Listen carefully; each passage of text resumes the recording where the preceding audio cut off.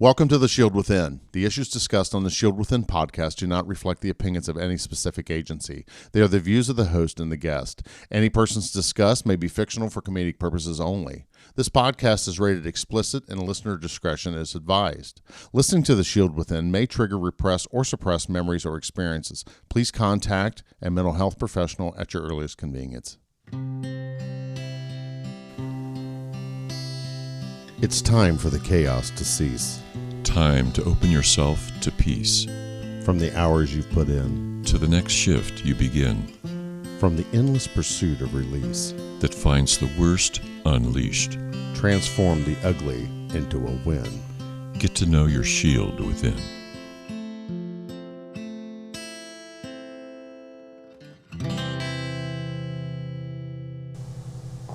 Good morning, David. Good morning, Mark. And welcome to The Shield Within. Welcome. I can tell you all right now, I am just absolutely jacked because we are on the road, our first ever remote recording, and the person who we absolutely have been dying to interview is Dr. Molly Hall.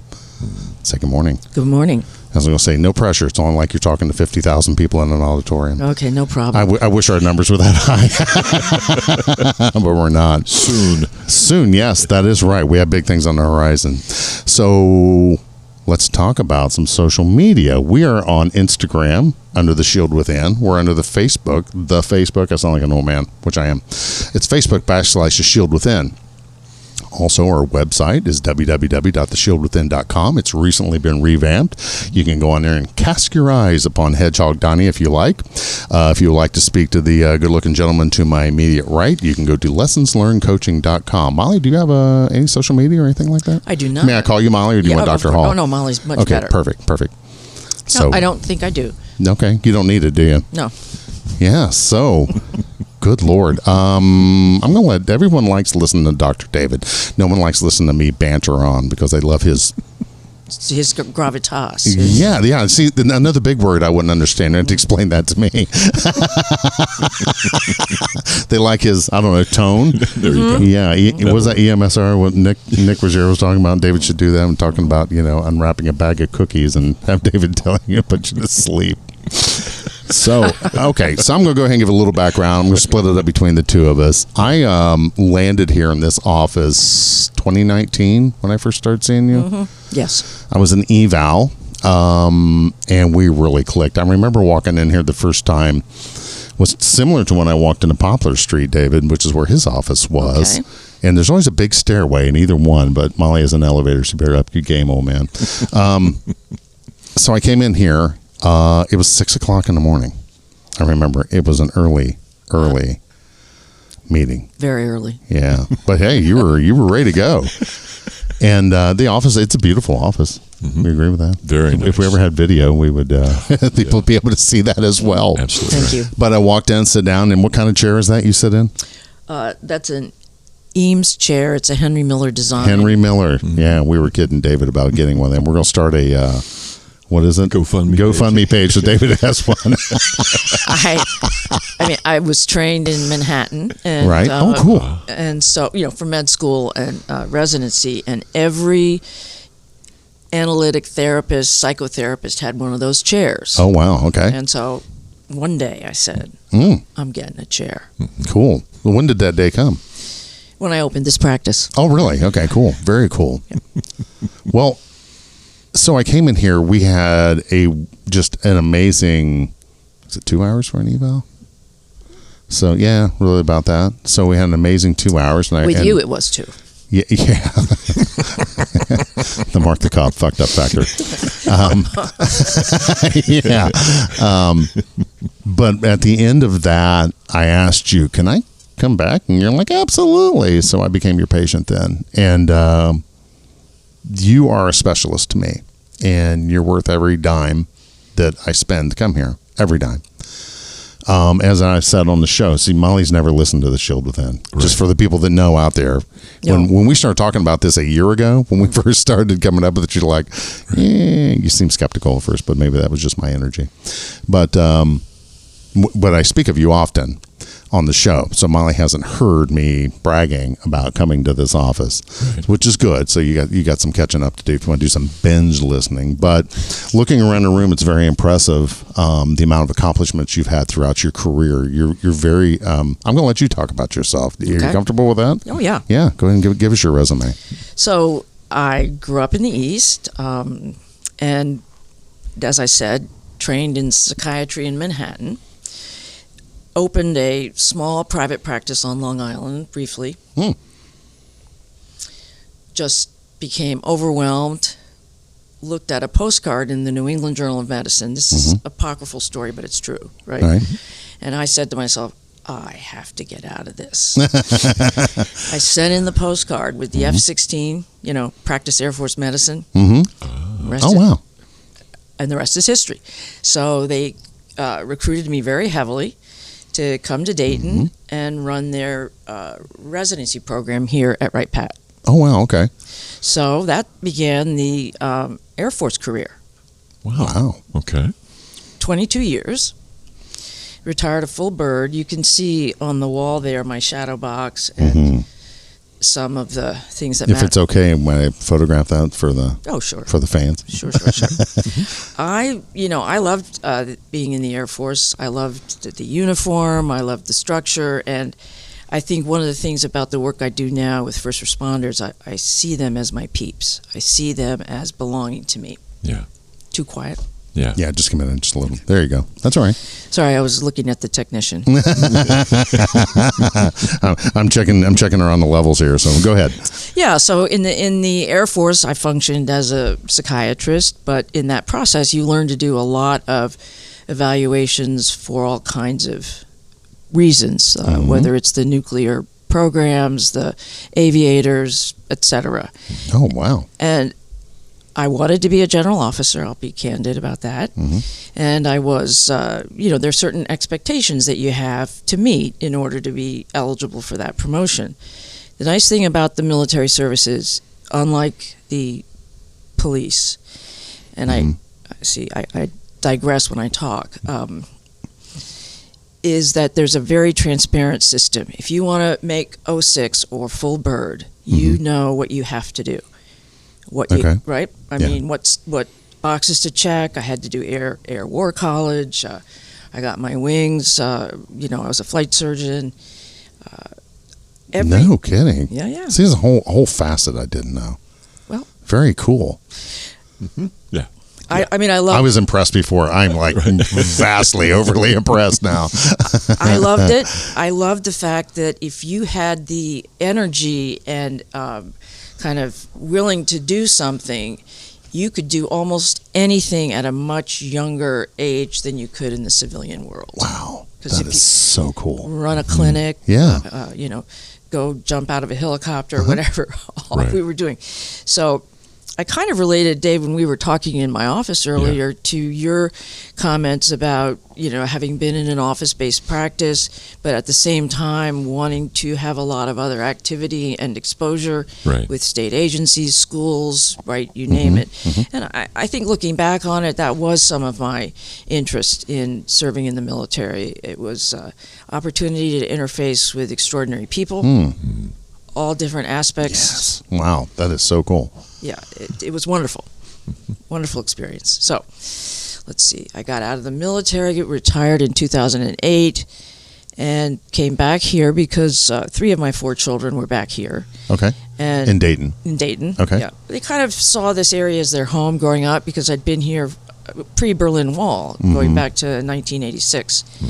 And so they identified this as home.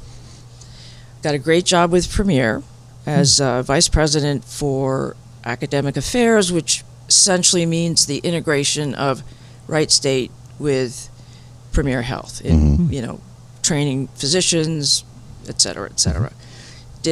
So I did that kind of corporate suit. Yeah. Formal.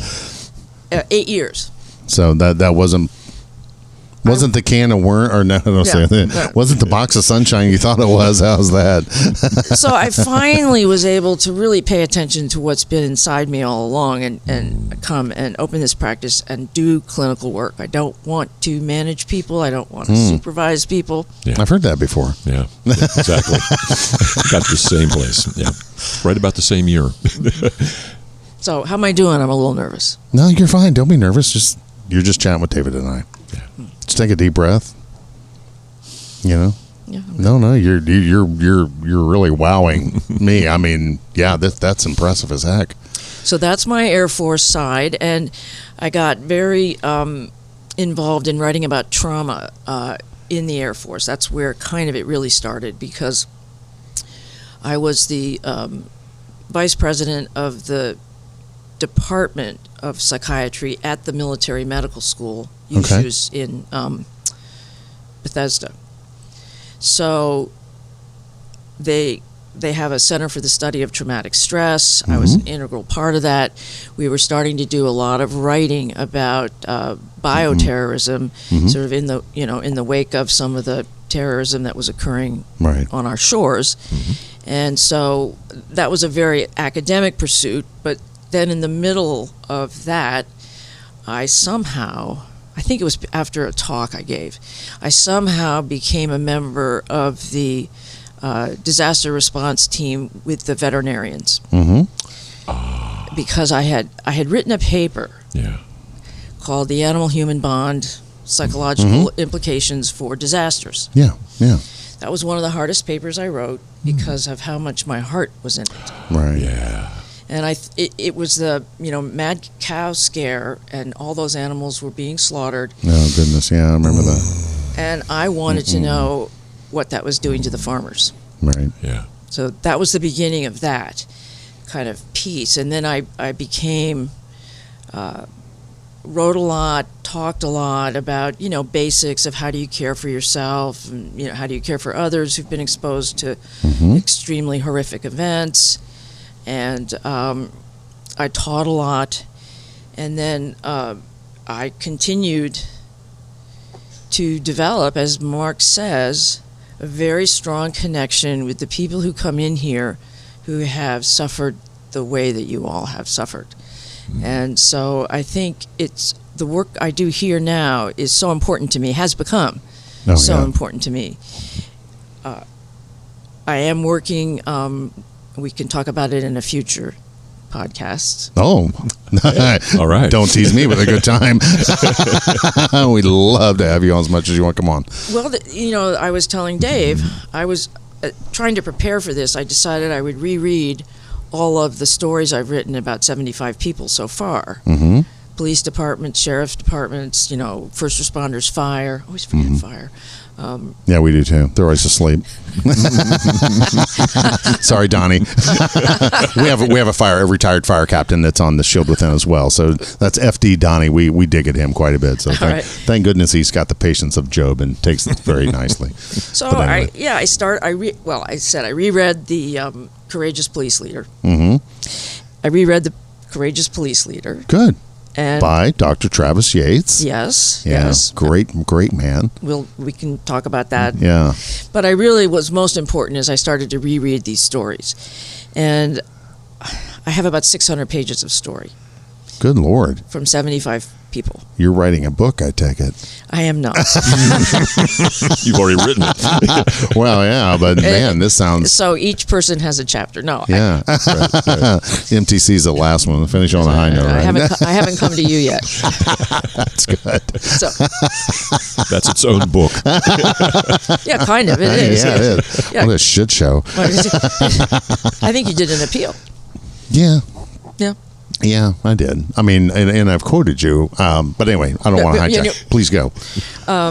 So anyway, my point is, when I do these evals, and this is the crazy link to the Animal-Human Bond paper, is that was a very hard paper for me to write emotionally. And I was not distanced from it in an academic way that I had been for all of the other papers I've written. Right, okay. And I felt very similarly about doing these evals here, I noticed within one or two, they were all going to be a challenge to write. And I used to say to myself that I had to absorb that person. I had to be that person walking around in my life, but with that person inside of me for days before I could sit down and write it. And that's not typical of people who do these kind of reports, right? Because it's quite a challenge. So I find that that's what makes the work very gratifying for me. Hard at times, but very gratifying, because I feel I am able to walk in someone else's shoes, and I think it's a gift. Yes. Wow. Empathy. My only thing, but my only thing about it is like, good Lord, because I wouldn't want anybody walking in my shoes. I mean, just dealing with my story.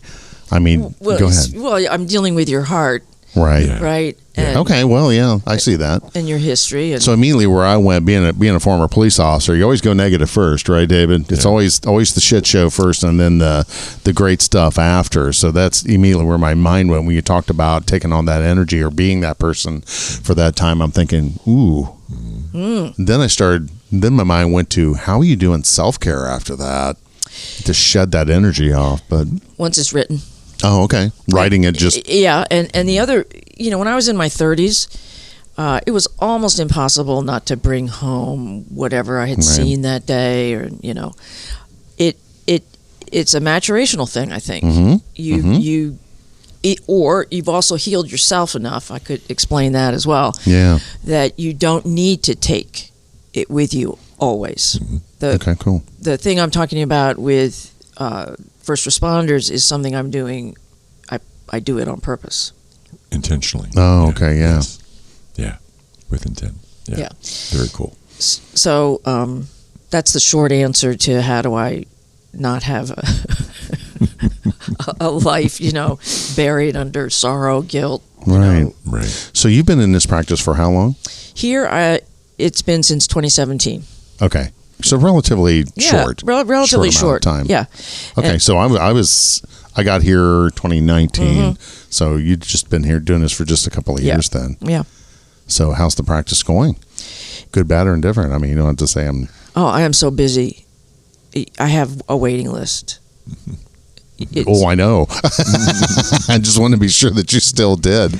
But, my experience is we get a lot of first responders, and I'm going to let Dr. David ask this. I've been talking enough. You're on, buddy. Thank you for being here. Well, thank you for having me, This is such a pleasure. Love listening to you talk. So I'm going to come at, I'd like to go into some of that other stuff you talked about already. Yeah. But I'm real curious. Now, you've been here 6 years. Right. What is an average week in your life like? Why is he doing this?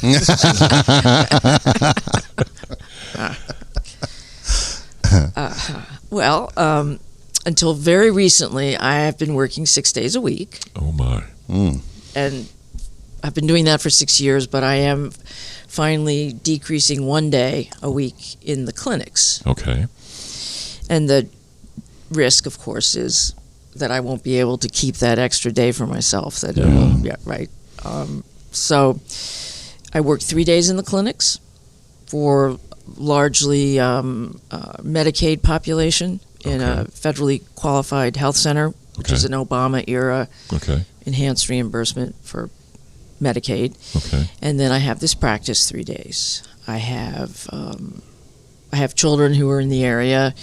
I have animals at home. So finding that balance. What kind of patients do you see in the clinics, starting there? In the clinics. Yeah. The Medicaid population. Huge PTSD. Huge PTSD. Okay. Huge. All you got to do is open a door on their childhood, what they've been exposed to. Now, I'm making an assumption about very impoverished circumstances and having to deal with, poverty level. Hunger, yeah. Yeah, but there's a lot of PTSD. And what's also very interesting about that is, when I was trained in the 70s, 80s, early 80s, we weren't even being trained to ask people in the emergency room whether they felt safe, whether they'd experienced any abuse as a child. Yeah. This was a foreign notion. And I think we have Freud to thank for that. Yeah. Because it wasn't real. It was hysterical when women in those days said they'd been, raped or in incestuous relationships. So they all thought that you were making it up. Nobody wanted to give it validity. Is that the right thing? It was seen as neurotic. Yeah. Right? Yeah. So we weren't even being taught to do that or be curious about that. Mm-hmm. And so much has happened in the last 30 years that it's a fairly systematized set of questions that the emergency room is asking, now that I'm asking, and doors are opening, and we're seeing what happens to children who are raised in these environments. I also see, frankly, former felons, former incarcerated individuals who are have been accused of very serious crimes and have served their time. We serve homeless people. A lot of PTSD there. Oh, yes. Yes. A lot of veterans. The VA sees the veterans pretty exclusively, I'm thinking. I don't see many. Okay. If they can get, VA care. So in the federally qualified health center, it's an extraordinary swath of diversity, and it's also a rare opportunity for me to be let into the lives of people that you would never meet.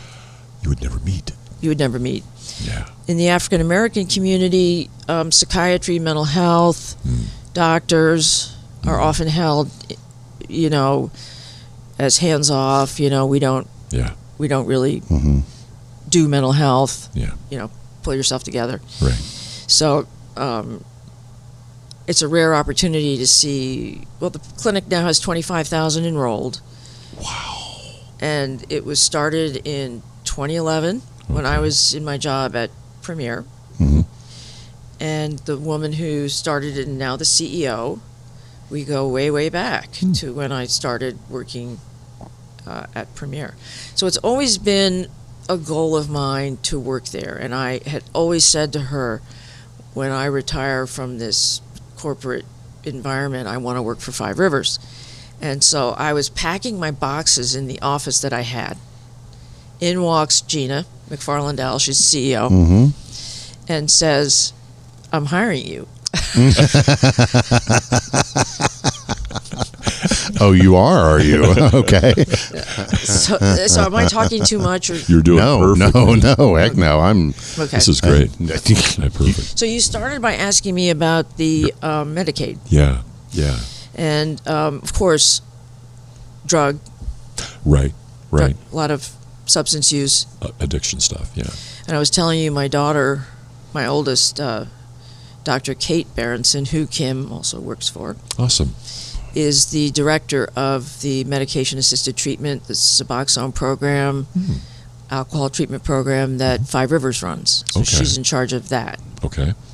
And again, that's a new offering to the community. That Matt Clinic hasn't been there that long, but as things go on, I think it's doing fabulous things for the community. Just amazing. Awesome. She's done just an amazing job. Wow. Right? Fantastic. Zero. Right? We need it. The service is needed so badly at all levels. I mean, the addiction community is massive and growing constantly. The fatalities related to simply addiction and all the other unresolved trauma that people walk around with. My God, you're busy with all that kind of stuff. Right. And so you asked me what my week was like. I think I've kind of summed it up. That's a real good one. Now, I want to talk about your office here. Yeah. You're here 3 days a week, maybe now 2? No, 2 at the clinics and 3 here. 2 at the clinics, 3 here. Okay, very good. That sounds real smart to me. Yep. Life coach. Yeah. Was that a dig, Molly? Just a little. So I'm curious about like, do you see a lot of first responders here? I've done evals on a lot. I would say I'm really too expensive for many. Okay, that makes sense too. Yeah. I do have several. I do have several that I'm treating. Okay. And I'm happily one of them. Yes, happily. Yeah. You see the shit I got to steal to afford it, but I'm teasing. Well, I feel like I'm balancing my contribution. Right. Some people, we were talking about the cost of work, the cost of mental health, and ironically enough, because I used to say as much money as I've spent keeping myself alive, I could have bought me an Airstream. What did I just buy? An Airstream. I just bought an Airstream. We just got back from Florida, so yay, hooray for us. Is an Airstream one of those like bullet-shaped things? Yes, the all aluminum, very expensive, built in Jackson Center, Ohio. I've always wanted one. Like our colleague Nick said, I told Susan, I said, it's that line from Shawshank where Morgan Freeman says, get busy living or get busy dying. So I retired. So what are we doing? I've existed for 4 or 5 years. Did you say, David? It's time to live. And 3 things I've always wanted in my life. 3 major purchases. So when I was in the 80s, right, I wanted to have a limo company. That was one of my young man aspirations. I wanted a limo. So I've never bought a limo. Now, as a car guy, a 66 to a 74 Cadillac Fleetwood 75. Kid Rock just did one, so look it up on YouTube. It's super, super cool. Or a 73 Trans Am. Specific Buccaneer red, black interior, 4-speed car. Or an Airstream. So Nick said, well, Airstream doesn't scream midlife crisis like the Trans Am does. So we bought the Airstream. Congratulations. So, thank you very much. I'm really excited about it. So anyway, I hijacked. I apologize, David. No. You're good, dude. I'm getting used to the format of how this works. You're not asking for a formal presentation. No, we're just in here chatting. Yeah. We're just having a conversation, right, and we're talking about the world doesn't know you.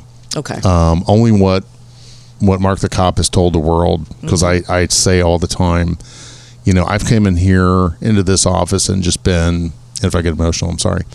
I've been a shit show walking in here, and I sit in that office for an hour, and this woman just, whatever you do, you put everything back together, and I walk out of here a whole man. Oh, thank you. And, I see a regular therapist, Jerry Kanapke, who's been on the show as well. Jerry's kind of like my generalist. Right. But Jerry had me at a point to where I was stuck. And we had several sessions where he's like, Mark, I just don't feel like I'm serving you. Well, no, Jerry, really you're not, because I'm stuck. I don't know what to do. And so I got on your calendar and I came in here and fixed. Instant, just fixed. Walked out the door, great. Put me back on. So I come here every 90 days. I'm on the calendar here. And that's part of my maintenance, and we're talking about the cost of therapy, and we went down the rabbit hole of the Airstream. Is that what is the cost of it? And I quoted you that where you told me, and that was very, very impactful and powerful for me when you said, Mark, you are a testament to survival, and that most clients that were in had my story usually ended up killing themselves, and you were speaking to me at a point of amazement. I don't know, amazement, is that right? Yeah, that's about right. Like, I'm really surprised you haven't offed yourself yet. This is how bad my story was. And I feel that's one of the purposes of the Shield Within is to not limit. We want to eliminate officer suicides. Totally. I want to eradicate it from the face of the earth. Yeah. But go ahead. Well, I might have a lot of ideas about that. Because I was one of the main architects of the Air Force suicide prevention program that did succeed in reducing rates. But of course, when a particular leader leaves, right, the system can fall apart. Correct. But one thing I'm struck by is you guys really have very separate, kind of compartmentalized systems, cultures within each department, right? And very dependent on whether you've got someone good running the show. Yes. or not. Correct. And so I don't even know anything about the structure higher up, but I don't know how you would mobilize a consistent approach with all these separate pieces. I'm going to let David start this answer. That's really, really hard to do. And it's almost like you have to approach each individual in each individual department as their own individual case, because the culture is not going to change. That's my sense of it. Mm-hmm. You can change an individual within the culture, but you can't change the culture. And the culture seems to be determined entirely, or mostly, if not entirely, by the individual who's leading the department. Mm-hmm. So if X police department is led by somebody who's really listening and open and accepting to all the things that the staff have to go through, then you've got a good management. And we've often on the show urged folks to chase good management, not good money. That you want a department where you feel accepted and you're respected and your safety and your well-being is important and a priority to the department. Not the income. Not the, they pay really good, yeah, but they will treat you like shit. Mm-hmm. So why go there? So we found that we had Joe Gebhardt, who was the commander of the Piqua Post of the Highway Patrol. And he's an excellent leader and offered a lot of insight as to what a good leader is for a law enforcement agency. And we don't find a lot of that. And therefore, we have a lot of folks who've gone through trauma and are still living with it. And that has been complicated and compounded by the department that they work in, which dismisses them, dismisses their experience, dismisses the impact of their experience, and isn't really in tune with or finds it important how the department is doing. They're just into being in charge, and that's about it. Yep. So we have been. I remember the first time we got together with Nick Ruggiero at the roll call room that Marc is now partnering with, and he's very much part of our collaboration team. He said, we were talking about how many departments are supportive of folks' mental health. And we were thinking at that point, maybe it's about a 50-50. And he said, no, it's not 50-50. It's way less than that. There are really a fairly small percentage of law enforcement departments that are promoting and give a shit about your individual mental health. And that has proven to be pretty much true. You look at the suicide rates, right? Yes. The highest rate is in police. Yes. Double that of what it is in combat veterans. Exactly. 30 times higher than the general population, or at least 35% to much higher. I won't do the math. So that's a striking statistic. Very much. That is striking. I'm digesting that as you're speaking it. Nick had mentioned about you can not 30. I got to correct something. Not 35% commit suicide, but 35% at risk for PTSD. Yeah. Okay. 17% combat PTSD. Right. General population PTSD. However, the statement that it is highest in the police is accurate. Okay. Yeah. Well, and you can see a change of leadership, especially in the major departments when and kind of my thing is that they've talked about this bad cop list. I forget what it's called. Yeah. The media, where these bad cops just leave and they go from department to department. Well, it isn't the guy that's pushing a cruiser around. Generally, the bad cops are in the corner office. And there's a lot of major incidences to where, like with the Memphis 5 that beat that guy to death, that chief had just been fired from another department and went there. Why are we hiring these people? Why are they in there? And with the change of leadership, just as David was speaking of, when that person gets to that department, the whole crew gets really miserable, and then they start offing themselves and you can watch the suicide rate spike as these people move around the country. And these councils, because I was a councilman for 2.5 terms. I mean, it was a small village, but same thing. If you're looking at someone's resume, man, they look really good. But they don't have like a clearinghouse or a committee Let's properly vet this guy. Right. So you go through the International Chiefs of Police, or maybe like here in Ohio, the Ohio Associations of Chiefs of Police. Of course, they're all going to say, "Oh no, old Dave here, he's a great guy because he's my buddy." Yeah. We want to be sure he gets in there. And I'm assuming, I'm making that assumption. No. But as David said, a lot of chiefs, they walk around with a 10x10 mirror in their hand, telling themselves how great they are. Look at all these acronyms after my name, and I've been published, and blah blah blah blah blah. I mean, sitting across the table from someone who's done that, yes, you're very humble. I mean, and you've always come off that way ever since I met you. I mean, you've never walked in and said, "Hi, I'm the colonel." No, not at all. I mean, you're proud of your accomplishments, but you don't come off that way. I mean, would you agree with that? Absolutely right. So we're complimenting you again. So thank you. Well, no, I'm a huge fan. Well, go ahead. We're sort of bouncing around a bit, but my future plan with actually one of the first responders that I have seen is to move ahead with a project called the Starfish Project. Have you heard of it? I have not. Well, I'm not sure how much I'm actually at leave. No, then just leave it at that. You don't have to. Well, it's you can just be very vague. I mean, it's a project to have open door to first responders with everything they might need immediately available, whether it's the animal therapy, the comfort, to have therapists, counselors available, including their psychiatrist. Oh, yes, very well. I love it. Like a one-stop shop. Yeah. Of a sort. Yes. Is it funded, or is it something someone have to, or is that what we're working on? No, that's what we're working on. Okay, cool. Yeah, and so I see that as a gift from everybody that I've taken care of here. Yeah. Beginning with that paper I wrote on animals, right, and their anguish. Yes.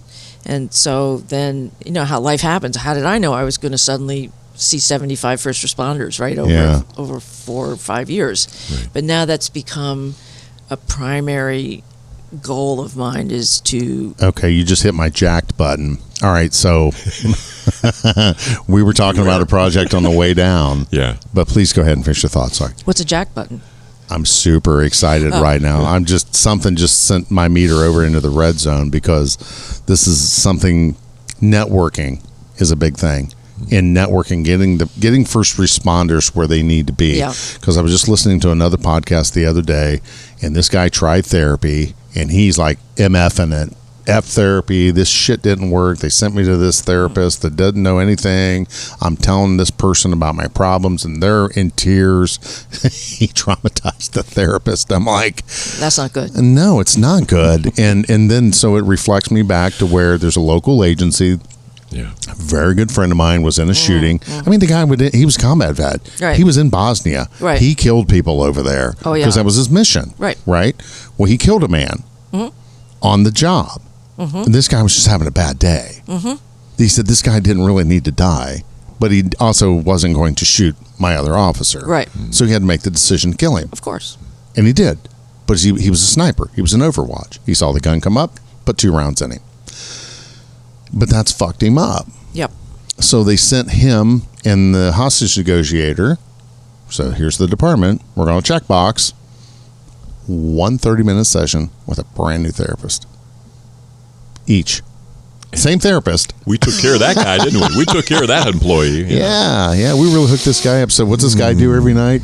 He drinks his face off because he's self-medicating. But that's another huge problem. Yes. Yeah. So we need to get people to folks like Dr. David, to yourself, and how do we get them there? How do we get someone that's first responder? Right. How do you get that blue check mark? Yeah. Well, I have the good blue check mark. Yeah. So I think I've got credentials that are unique. Oh, yes. With respect to first responders. And when I say the Starfish Project, it's not my creation. It's a creation of a first responder who's already patented the name, I guess. Okay. The story is based on, grandfather and a boy walking along a beach, and the kid is throwing back every starfish that he finds that's been washed up, right? And the grandfather said, why are you doing that? They're probably just going to wash right back up and die anyway. And so the kid takes one more starfish, hurls it into the ocean, and says, that one cared. It mattered to that one. Oh, yeah. Nice story. Yeah. Save one. Yes, exactly. Save one. Yeah. Where I'm going to challenge you there. I don't want to save one. I want to save 1,000. No. I want to save 10,000. Well, it's just a story. I know. But David's heard this a couple of times. Mark, it's a metaphor. You know what a metaphor is? I know. You're fully at will to bust my balls. It's fine. Okay, that's fine. Don't take it so serious, Mark.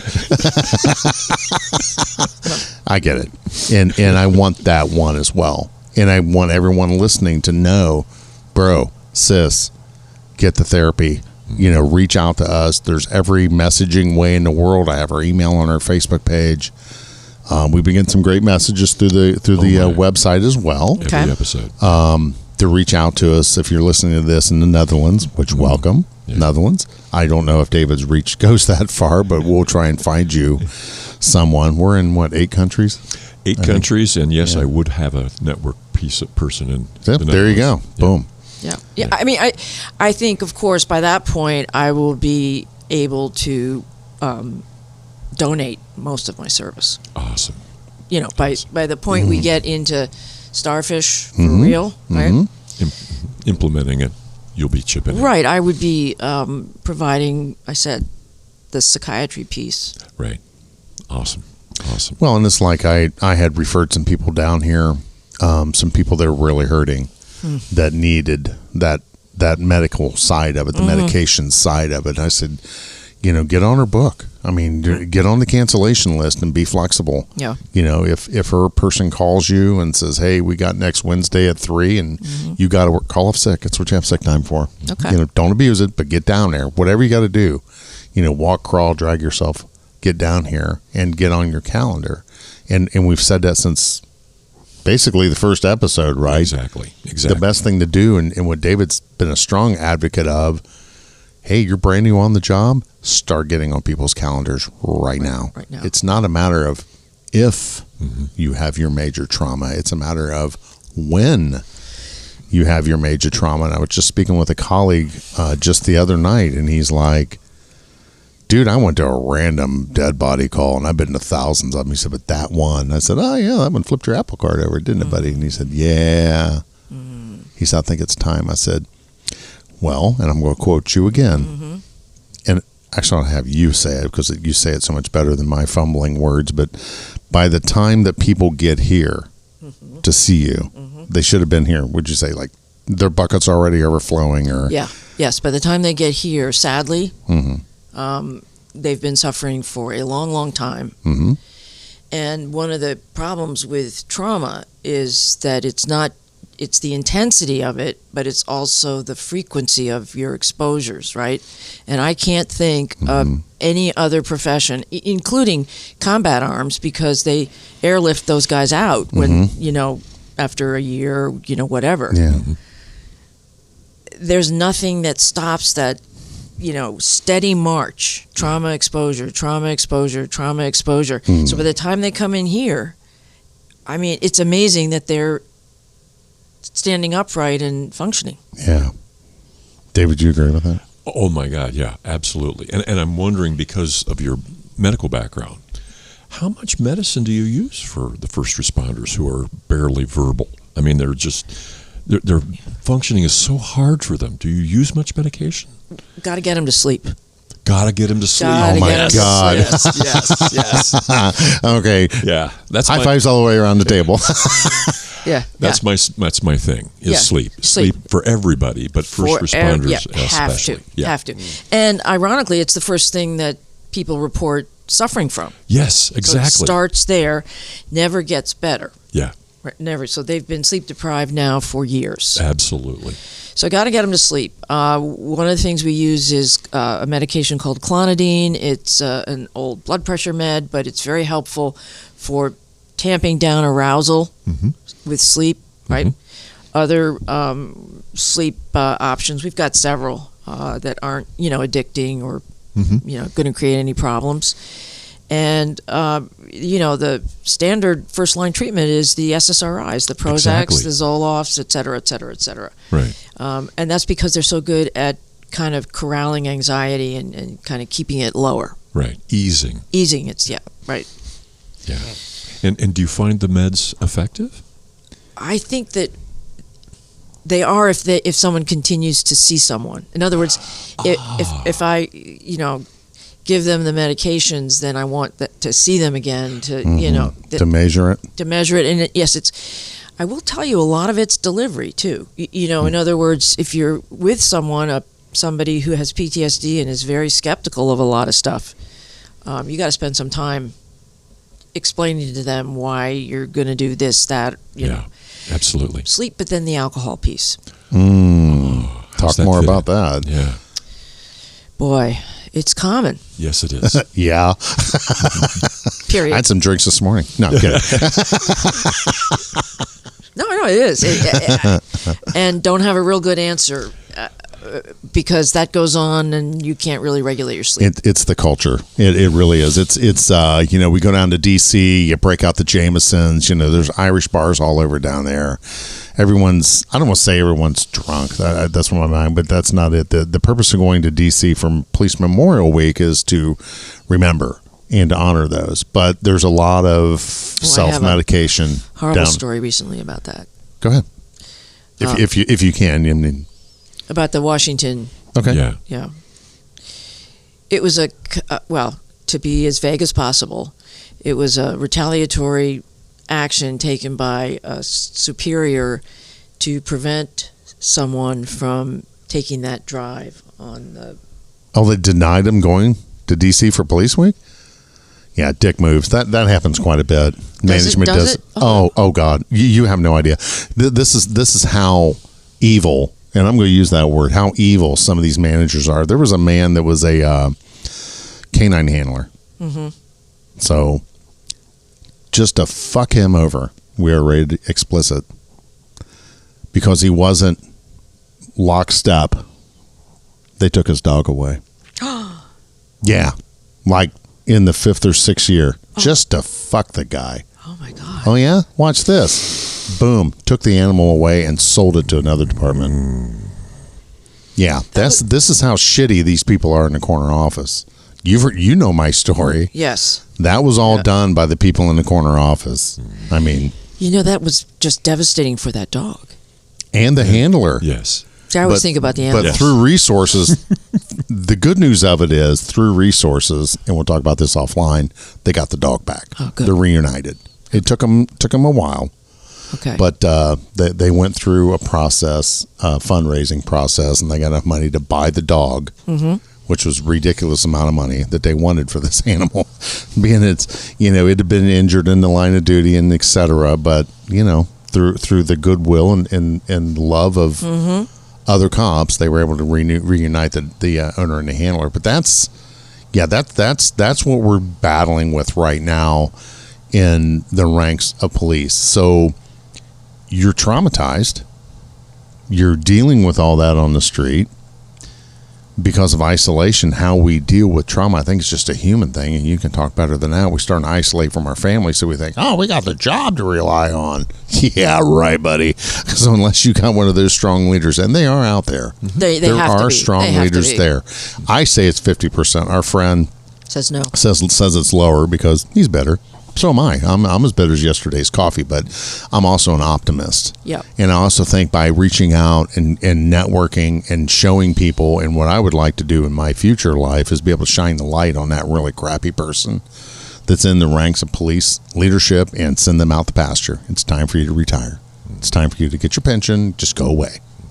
Good luck. Yeah, don't go away mad. Right. Just go away. Yeah, please let the strong leaders that you're trying to crush under you rise to the top. So yeah, alcohol makes it all harder and dangerous. Very dangerous. Talk about the danger, if you could. You have a cop who is drinking in order to go to sleep because they've started not to be able to sleep, right? Or they're having nightmares and they're afraid to go to sleep. Absolutely. Right? So they start using alcohol there, and then it becomes more and more frequent, more and more, and then you're not. All of a sudden, they're alcohol dependent. Mm-hmm. They've got a gun in the house. Mm-hmm. They feel like crap. Mm-hmm. They feel like there's something terribly wrong with them. Mm-hmm. They don't deserve the uniform. They don't deserve their family. There's no hope. All those symptoms that they have mean they're weak. And I've had, I'm sorry, I'm trailing off You're doing again. Beautifully. No, But keep going. I'm on the edge of my seat, literally. So the alcohol story is a very troubling one. Where was I right before I? Sorry, I hijacked it. No. It's fine. Alcohol makes the whole thing harder. Harder, suicide. So, along with PTSD, there's all those terrible thoughts you have about yourself, that you're weak, that you're failing, that you don't understand. You have such bad, diarrhea that runs every morning as you're getting up to try and get dressed. Yeah. You can barely get off the toilet. Yeah. You're jumping out of the cruiser, having to go into public restrooms. Nobody really does anything to interrupt this, level of distress, and you can certainly understand somebody says I can't do it anymore, and there's no help out there. Yeah. Pair it with a gun. Now you have the cultural aspect where police drink together. That's a thing, and in moderation, it's a bonding experience, and they, informally debrief themselves. Right.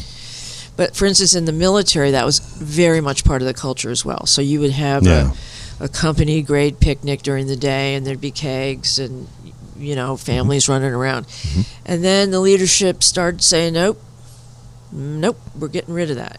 Nope, no alcohol parties on base except, for very specific occasions like a glass of wine for whatever reception of whatever. Thank you. Yeah. And so they changed that culture. When I started, it was still very prominent.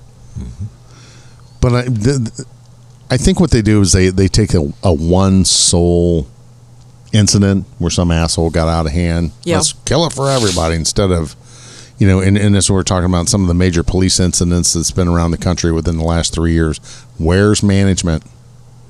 You took that on, and this is no dig at you. Like with me as a sergeant, some of these critical incidents, you don't see any stripes there. You don't see any management there at the ground level. Yeah. You see someone of your rank. I mean, you're not going to go in there with the kegs and eggs crew. There should be a sergeant, a staff sergeant needs to be in there. All right, fellas, enough's enough. I'll get you drunk. I won't get you fired. How many times have I said that? Ask Kelly next time we're in here. But she's heard me, I've pulled her out of a few bars a couple times, and that's what sergeants do. You take care of your crews on the street and off the street. Right. Mm-hmm. And also when you have one that's hurting like that, and I got a call just the other night on my way to Florida. Sarge, what do I do? What's going on? Talking about a friend that's alcohol, they're drunk, I'm fucked up. I don't know what to do. I think that they were having what I call dreadful thoughts when I talk about wanting to kill myself. I think it was there. I mean, it was being relayed to me, one part removed. But the alcoholism, and I know cops that, it's a couple of beers. Tomorrow night's 3 beers. And night after that's 4 beers, and so on. Next thing you know, they're killing a 12-pack. Yeah. I had a good friend, his wife's like, you're becoming an alcoholic. All you do is sit down here and drink, and now he's got to deal with that. Mm-hmm. What's the solution? 2 issues, right? One, the culture, which is a leadership management, a top-down kind of thing. We need to change. We need to change our culture and our relationship with alcohol. Well, somebody's got to say that uniformly, and it takes time, years, right? Right. The other piece is the self-medication piece for someone who's beginning not to be able to go to sleep. Let's get you guys sleeping, which is where we started on this one. Right. And then, but by the time somebody comes in here, let's say they've now been drinking hard for 3 years. We address it immediately. Yeah. Have to. Have to. And the other part of alcohol in my recent experience is that I've had EMDR therapists in the area that I've referred people to who have said, make sure you tell people. And so that's what I'm doing. Alcohol messes with the EMDR process. I bet. It makes trauma resolution and using the EMDR protocol harder for the patient, not the therapist. I mean, you're going to have to work a little harder. That's just part of the gig. But for the patient, the resolution becomes harder to reach when your alcohol is a part of the is in there in the brain. And so it's been that revelation in the last few weeks has been like, I got to make that. We've got to make that a priority. If you're going into therapy to address your trauma, stop drinking. And that's what this gentleman I referred has decided. Before I referred him, he had decided I need to stop drinking. This is not good for me. Once he saw his trauma therapist, it was like, I can't drink. And so I'm not going to drink at all until this process is done. And I think that's a really good principle to use for yourself. If you're going to walk into trauma resolution therapy, stop drinking for a while. It'll help the whole process out. Yeah. It's a good idea. Yeah. It's hard to do. I'm wondering, do you ever have to admit somebody into an inpatient unit? You mean just in general? In general, yeah, for starters. The mental health system in our country is pretty broken. Absolutely. I mean, it's really... Amen. Yeah.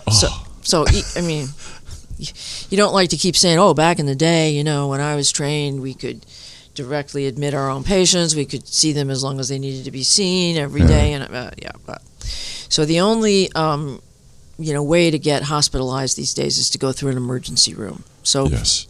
The first message you got to give somebody is, I need you to go to the emergency room. No, all that argument about it. You can call the cops if you're, ain't worried enough. Those darn cords. That's okay.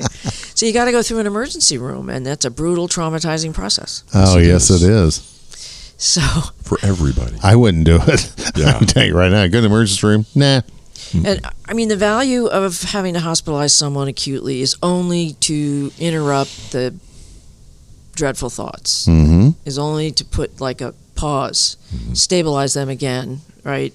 And then they discharge them, which hasn't really addressed anything. Yes. But at least they're alive. Right. Yeah. Okay. Live for another day.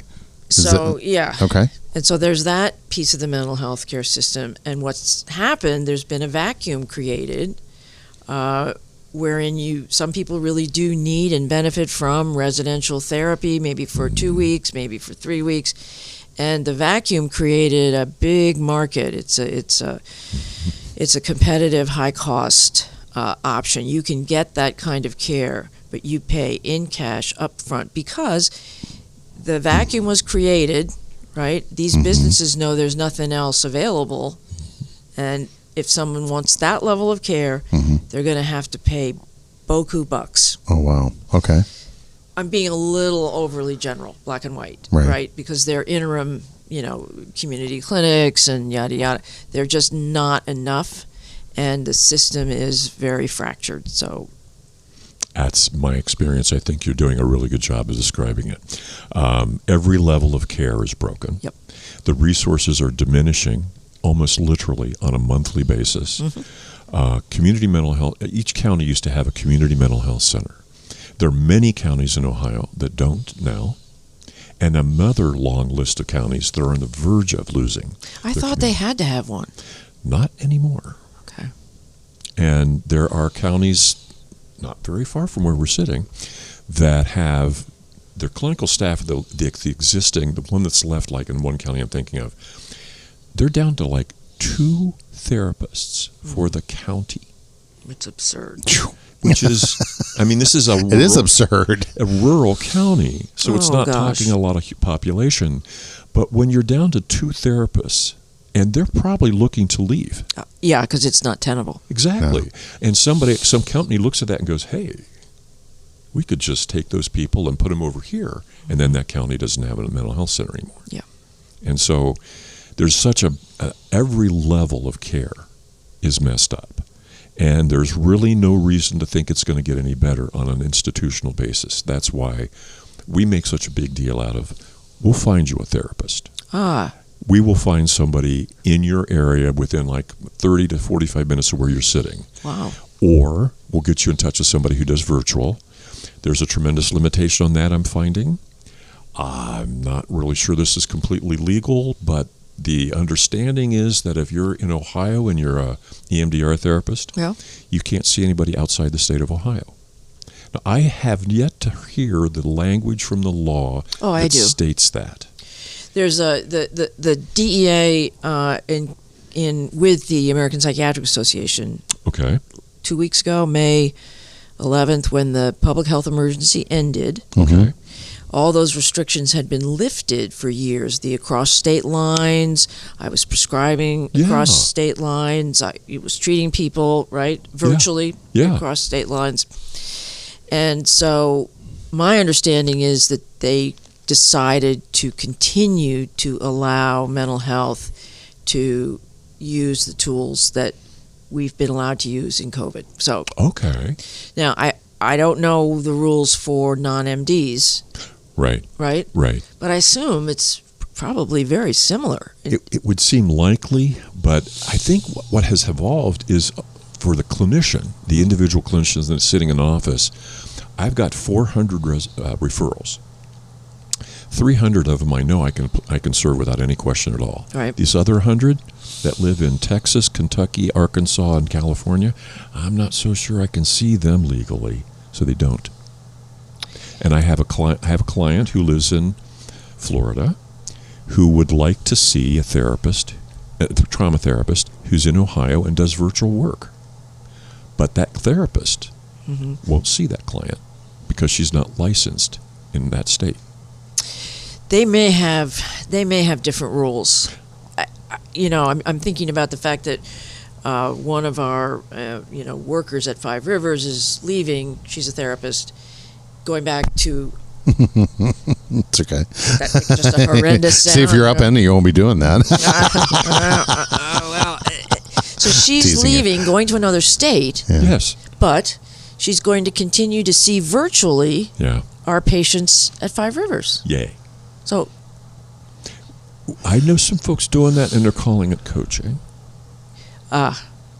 Because if they call it a clinical work, then they're in jeopardy. See, I don't understand the whole state lines thing, and I understand getting registered, but I think it would help the population better if they had like a national registry. You do it for every other thing, like CCW. That's one thing coming to mind. Right. I didn't want to use that analogy, but why not? I think we're going to. That's my facts. I think we're going to get there because COVID upended so much, and the problem is these organizations, like the APA and the blah blah blah. They're little guilds and fiefdoms, and right. Yes. They don't want to lose their coin. Right.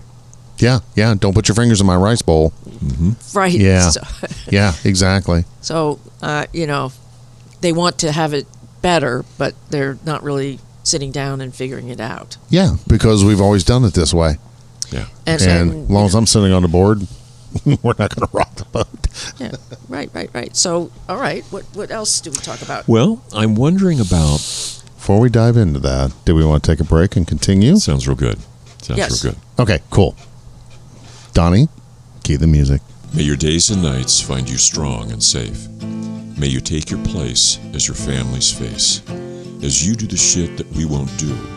As you embrace the risk you must go through. May you grow in strength and heal and find your heart, your soul, and your mind. You look at your life and grin. You have a home, the shield within.